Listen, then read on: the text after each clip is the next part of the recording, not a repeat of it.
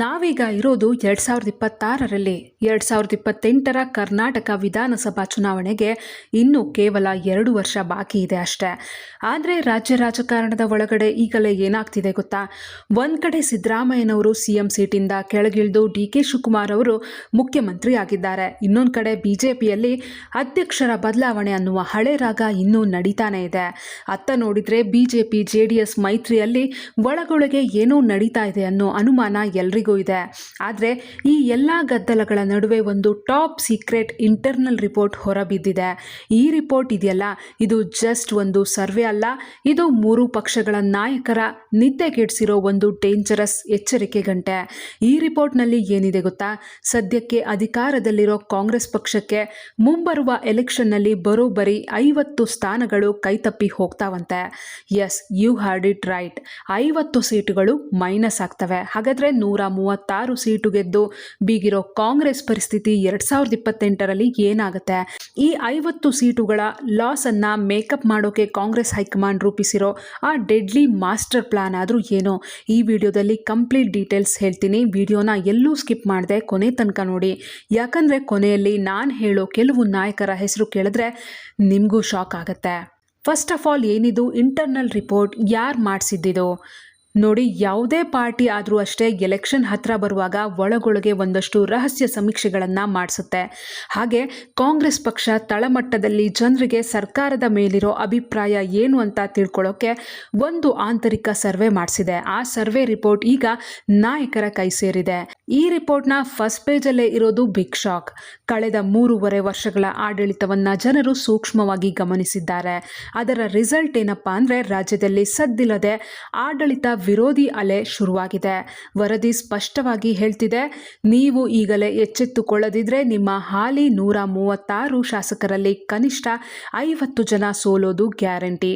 ಯೋಚನೆ ಮಾಡಿ, 50 ಸೀಟು ಅಂದರೆ ಸಾಧಾರಣ ಮಾತಲ್ಲ. ಮ್ಯಾಜಿಕ್ ನಂಬರ್ ತಲುಪೋಕೆ ಕಾಂಗ್ರೆಸ್ ಒದ್ದಾಡಬೇಕಾಗತ್ತೆ. ಹಾಗಾದರೆ ಕಾಂಗ್ರೆಸ್ ಕತೆ ಮುಗಿತಾ? 2028ಕ್ಕೆ ಬಿಜೆಪಿ ಅಥವಾ ಜೆಡಿಎಸ್ ಪವರ್ಗೆ ಬರುತ್ತಾ? ಇಲ್ಲೇ ಇರೋದು ಟ್ವಿಸ್ಟ್. ಕತೆ ಇನ್ನೂ ಮುಗ್ದಿಲ್ಲ. ಈಗ ನೀವು ಕೇಳ್ಬೋದು, ಕಾಂಗ್ರೆಸ್ಗೆ 50 ಸೀಟ್ ಹೋಗುತ್ತೆ ಅಂದರೆ ಅದು ಬಿಜೆಪಿಗೆ ಲಾಭ ತಾನೆ ಅಂತ. ಆದರೆ ಈ ರಿಪೋರ್ಟ್ನಲ್ಲಿ ಕಾಂಗ್ರೆಸ್ಗೆ ಒಂದು ದೊಡ್ಡ ಸಮಾಧಾನ ಅಥವಾ ಅಡ್ವಾಂಟೇಜ್ ಸಿಕ್ಕಿದೆ. ಅದೇನು ಗೊತ್ತಾ? ಅಪೋಸಿಷನ್ ಪಾರ್ಟಿಗಳ ವೀಕ್ನೆಸ್. ನೋಡಿ, ಬಿಜೆಪಿಯಲ್ಲಿ ಇವತ್ತಿಗೂ ನಾಯಕತ್ವದ ಕೊರತೆ ಎದ್ದು ಕಾಣ್ತಾ ಇದೆ. ರಾಜ್ಯಾಧ್ಯಕ್ಷರ ಬದಲಾವಣೆ ಮಾಡ್ತಾರೆ ಮಾಡಲ್ಲ ಅನ್ನೋ ಚರ್ಚೆ ನಡೀತಿದೆಯೇ ಹೊರತು ಒಂದು ಸ್ಟ್ರಾಂಗ್ ತೀರ್ಮಾನ ಆಗ್ತಾ ಇಲ್ಲ. ಅದ್ರ ಜೊತೆಗೆ ಬಿಜೆಪಿಯ ಒಳಜಗಳ, ಒಗ್ಗಟ್ಟಿನ ಕೊರತೆ ಜಗಜ್ಜಾಹೀರಾಗಿದೆ. ಇನ್ನು ಎರಡನೇ ಪಾಯಿಂಟ್, ಬಿಜೆಪಿ ಮತ್ತು ಜೆಡಿಎಸ್ ಮೈತ್ರಿ. ಇವರಿಬ್ರು ಫೋಟೋಗೆ ಜೊತೆಯಾಗಿ ನಿಲ್ತಾರೆ, ಸಮನ್ವಯ ಸಮಿತಿ ಅಂತ ಮೀಟಿಂಗ್ ಮಾಡ್ತಾರೆ. ಆದರೆ ತಳಮಟ್ಟದಲ್ಲಿ ಅಂದರೆ ಗ್ರೌಂಡ್ ಲೆವೆಲ್ನಲ್ಲಿ ಇವರ ಕಾರ್ಯಕರ್ತರ ಮಧ್ಯೆ ಇನ್ನೂ ಹೊಂದಾಣಿಕೆ ಬಂದಿಲ್ಲ. ಒಬ್ರನ್ನ ಕಂಡ್ರೆ ಒಬ್ರಿಗೆ ಆಗ್ತಿಲ್ಲ. ಕಾಂಗ್ರೆಸ್ನ ಆಂತರಿಕ ವರದಿ ಏನು ಹೇಳುತ್ತೆ ಅಂದರೆ, ನಮ್ಮಲ್ಲಿ ಆಡಳಿತ ವಿರೋಧಿ ಅಲೆ ಇರೋದು ನಿಜ, ಆದರೆ ಎದುರಾಳಿ ಪಾಳೆಯದಲ್ಲಿರೋ ಈ ಗೊಂದಲ, ನಾಯಕತ್ವದ ಕೊರತೆ ಮತ್ತು ಮೈತ್ರಿಯ ಅಪನ್ವಯತೆಯೇ ನಮಗೆ ಬಿಗ್ ಪ್ಲಸ್ ಪಾಯಿಂಟ್. ಇದರಲ್ಲಿ ಅಡ್ವಾಂಟೇಜ್ ಇಲ್ಲದೆ ಇದ್ರೂ ಅಪೋಸಿಷನ್ನ ವೀಕ್ನೆಸ್ ಇವರಿಗೆ ಹೆಲ್ಪ್ ಮಾಡ್ತಾ ಇದೆ. ಆದರೆ ಬರೀ ಇದ್ರ ಮೇಲೆಯೇ ಡಿಪೆಂಡ್ ಆಗಿ ಎಲೆಕ್ಷನ್ ಗೆಲ್ಲೋಕೆ ಆಗಲ್ಲ ಅಲ್ವಾ? ಅದಕ್ಕೆ ಡಿ.ಕೆ.ಶಿ ಮತ್ತು ಟೀಮ್ ಒಂದು ಭರ್ಜರಿ ಪ್ಲಾನ್ ರೆಡಿ ಮಾಡ್ಕೊಂಡಿದ್ದಾರೆ. ಅದೇನು ಅಂತ ಹೇಳ್ತೀನಿ ಕೇಳಿ. ಎಸ್, 50 ಸೀಟುಗಳ ನಷ್ಟವನ್ನ ಸರಿದೂಗಿಸಲು ಕಾಂಗ್ರೆಸ್ ಈಗ ಡಬಲ್ ಸ್ಟ್ರಾಟಜಿ ಅಥವಾ 2 ಮಹತ್ವದ ತಂತ್ರಗಳನ್ನು ಹೂಡಿದೆ. ಮೊದಲನೇ ತಂತ್ರ, ಎದುರಾಳಿಗಳ ಕೋಟೆಗೆ ಕನ್ನ ಹಾಕೋದು. ಅಂದರೆ ಬಿಜೆಪಿ ಮತ್ತು ಜೆಡಿಎಸ್ ಶಾಸಕರು ಎಲ್ಲೆಲ್ಲಿ ವೀಕ್ ಇದ್ದಾರೋ, ಯಾವ ಕ್ಷೇತ್ರದಲ್ಲಿ ಆ ಪಕ್ಷಗಳ ವಿರುದ್ಧ ಜನರಿಗೆ ಅಸಮಾಧಾನ ಇದೆಯೋ ಆ ಕ್ಷೇತ್ರಗಳನ್ನು ಶಾರ್ಟ್ ಲಿಸ್ಟ್ ಮಾಡಲಾಗಿದೆ. ಅಲ್ಲಿ ಈಗಿನಿಂದಲೇ ಕಾಂಗ್ರೆಸ್ ಕ್ಯಾಂಡಿಡೇಟ್ಗಳನ್ನು ಬಲಪಡಿಸೋದು, ಅಲ್ಲಿನ ಲೋಕಲ್ ಲೀಡರ್ಸ್ಗೆ ಫಂಡ್ ಕೊಡೋದು, ಒಟ್ನಲ್ಲಿ ಆ ಕ್ಷೇತ್ರಗಳನ್ನು ವಶಪಡಿಸಿಕೊಳ್ಳೋದು ಮೊದಲನೇ ಪ್ಲಾನ್. ಇನ್ನು ಎರಡನೇ ತಂತ್ರ, ಇದೇ ಅತ್ಯಂತ ಖತರ್ನಾಕ್ ಪ್ಲಾನ್, ಗೆಲ್ಲುವ ಕುದುರೆಗಳ ಬೇಟೆ. ವರದಿಯಲ್ಲಿ ಹೈಕಮಾಂಡ್ ಒಂದು ಕ್ಲಿಯರ್ ಸಲಹೆ ಕೊಟ್ಟಿದೆ. ನಿಮ್ಮ ಶಾಸಕರು ಸೋಲ್ತಾರೆ ಅನ್ಸಿದ್ರೆ ತಲೆ ಕೆಡಿಸ್ಕೋಬೇಡಿ. ಅಪೋಸಿಷನ್ ಪಾರ್ಟಿಗಳಲ್ಲಿ ಯಾರು ಗೆಲ್ಲೋ ತಾಕತ್ತಿರೋ ನಾಯಕರಿದ್ದಾರೋ, ಯಾರು ಸದ್ಯಕ್ಕೆ ತಮ್ಮ ಪಕ್ಷದ ಮೇಲೆ ಅಸಮಾಧಾನಗೊಂಡಿದ್ದಾರೋ ಅಂಥವರನ್ನ ಈಗಲೇ ಕಾಂಗ್ರೆಸ್ಗೆ ಎಳೆದುಕೊಳ್ಳಿ. ಅವರಿಗೆ 2028ಕ್ಕೆ ಟಿಕೆಟ್ ಪ್ರಾಮಿಸ್ ಮಾಡಿ, ಆಪರೇಷನ್ ಹಸ್ತ ಸಕ್ಸಸ್ ಮಾಡಿ.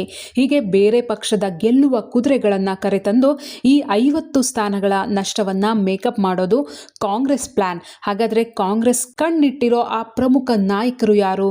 ಯಾರಿಗೆಲ್ಲ ಬಿಗ್ ಆಫರ್ ಹೋಗಿದೆ ಗೊತ್ತಾ? ಈ ಲಿಸ್ಟ್ ಇದೆಯಲ್ಲ, ಇದು ತುಂಬಾ ಇಂಟ್ರೆಸ್ಟಿಂಗ್ ಆಗಿದೆ. ವಿರೋಧ ಪಕ್ಷಗಳಲ್ಲಿ ಸದ್ಯಕ್ಕೆ ಅಸಮಾಧಾನದ ಹೊಗೆ ಆಡ್ತಾ ಇರೋ ಪ್ರಮುಖ ಭಿನ್ನಮತೀಯರು ಯಾರು ಅಂತ ಕಾಂಗ್ರೆಸ್ ಆಲ್ರೆಡಿ ಮಾರ್ಕ್ ಮಾಡಿಟ್ಟುಕೊಂಡಿದೆ. ಅದರಲ್ಲಿ ಮೊದಲನೇ ಹೆಸರು ಕೇಳಿ ಬರ್ತಿರೋದು GT ದೇವೇಗೌಡರು. ಹೌದು, JDS ಮತ್ತು ಬಿಜೆಪಿಯ ಕೆಲವೊಂದು ನಿರ್ಧಾರಗಳಿಂದ ಇವರು ಅಂತರ ಕಾಯ್ದುಕೊಂಡಿದ್ದಾರೆ ಅನ್ನೋ ಟಾಕ್ ಇದೆ. ಇವರಷ್ಟೇ ಅಲ್ಲ, ಹಳೆ ಮೈಸೂರು ಭಾಗ ಮತ್ತು ಉತ್ತರ ಕರ್ನಾಟಕದ ಕೆಲವು ಪ್ರಮುಖ ನಾಯಕರಾದ ಹನೂರು ಮಂಜುನಾಥ್, ಶರಣಗೌಡ ಕಂದಕೂರ್ ಹಾಗೂ ಪ್ರಭಾವಿ ನಾಯಕರಾದ ಕರಮನಾಯಕ್, ಹೀಗೆ ಒಂದು ಇಡೀ ಲಿಸ್ಟ್ ಕಾಂಗ್ರೆಸ್ ನಾಯಕರ ಟೇಬಲ್ ಮೇಲಿದೆ. ಇವರೆಲ್ಲರೂ ತಮ್ಮ ತಮ್ಮ ಕ್ಷೇತ್ರಗಳಲ್ಲಿ ಸ್ವಂತ ಬಲದ ಮೇಲೆ ಗೆಲ್ಲೋ ಕೆಪಾಸಿಟಿ ಇರೋ ನಾಯಕರು.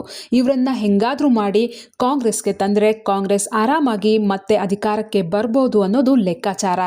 ಯೋಚನೆ ಮಾಡಿ, ಒಂದ್ ಕಡೆ ಅಧಿಕಾರ ಉಳಿಸಿಕೊಳ್ಳೋಕೆ ಕಾಂಗ್ರೆಸ್ ಈ ರೇಂಜ್ಗೆ ಸ್ಕೆಚ್ ಹಾಕ್ತಿದ್ರೆ, ಇನ್ನೊಂದು ಕಡೆ ಬಿಜೆಪಿ JDS ತಮ್ಮೊಳಗಿನ ಗೊಂದಲಗಳನ್ನೇ ಬಗೆಹರಿಸಿಕೊಳ್ಳದೆ ಕೂತಿದ್ದಾರೆ. 2028 ಹೊತ್ತಿಗೆ ಕರ್ನಾಟಕ ರಾಜಕಾರಣ ಯಾವ ಟರ್ನ್ ತಗೊಳುತ್ತೆ ಅಂತ ಊಹೆ ಮಾಡೋಕ್ಕೂ ಆಗ್ತಾ ಇಲ್ಲ. ಸೊ ಇದಿಷ್ಟು ಸದ್ಯಕ್ಕೆ ಸದ್ದು ಮಾಡ್ತಿರೋ ಆ ಆಂತರಿಕ ವರದಿಯ ಕಂಪ್ಲೀಟ್ ಇನ್ಸೈಡ್ ಸ್ಟೋರಿ. ಈಗ ನಿಮ್ಗೇನನ್ಸುತ್ತೆ? ಕಾಂಗ್ರೆಸ್ ನಿಜವಾಗ್ಲೂ ಮುಂಬರುವ ಎಲೆಕ್ಷನ್ನಲ್ಲಿ 50 ಸೀಟ್ ಕಳೆದುಕೊಳ್ಳುತ್ತಾ, ಅಥವಾ ಈ ಆಪರೇಷನ್ ಹಸ್ತದ ಪ್ಲಾನ್ ವರ್ಕೌಟ್ ಆಗಿ ಕಾಂಗ್ರೆಸ್ ಮತ್ತೆ ಪವರ್ಗೆ ಬರುತ್ತಾ? ನಿಮ್ಮ ಅನಿಸಿಕೆಯನ್ನ ಕೆಳಗಡೆ ಕಾಮೆಂಟ್ ಬಾಕ್ಸ್ನಲ್ಲಿ ಖಂಡಿತ ತಿಳಿಸಿ. ವಿಡಿಯೋ ಇಷ್ಟ ಆಗಿದ್ರೆ ಪ್ಲೀಸ್ ಒಂದು ಲೈಕ್ ಮಾಡಿ, ನಿಮ್ಮ ಫ್ರೆಂಡ್ಸ್ ಜೊತೆ ಶೇರ್ ಮಾಡಿ. ಇಂಥದ್ದೇ ಇಂಟ್ರೆಸ್ಟಿಂಗ್ ಮತ್ತು ಇನ್ಸೈಡ್ ಪೊಲಿಟಿಕಲ್ ಅಪ್ಡೇಟ್ಸ್ ಅನ್ನ ಫಾಸ್ಟ್ ಆಗಿ ಸಿಗಬೇಕು ಅಂದ್ರೆ ನಮ್ಮ ವಾರ್ತೆ ಚಾನೆಲ್ ಅನ್ನ ಈಗಲೇ ಸಬ್ಸ್ಕ್ರೈಬ್ ಮಾಡ್ಕೊಳ್ಳಿ. ಮತ್ತೆ ಮುಂದಿನ ಇಂಟ್ರೆಸ್ಟಿಂಗ್ ವಿಡಿಯೋದೊಂದಿಗೆ ಮತ್ತೆ ಸಿಗೋಣ. ಧನ್ಯವಾದಗಳು.